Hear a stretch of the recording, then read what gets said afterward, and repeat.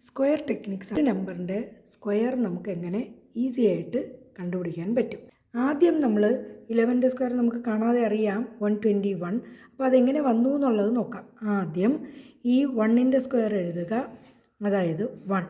അടുത്ത എന്താണ്, ഈ 11ൻ്റെ കൂടെ ഈ 1 എൻ്റെ ഡിജിറ്റ് ഒന്നുകൂടി ആഡ് ചെയ്യുക, അതാണ് 12.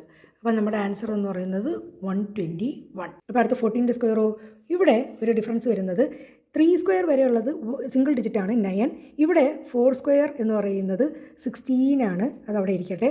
ഈ 14 + 4 ദാറ്റ് ഈസ് 18 എന്ന് വരുന്നു.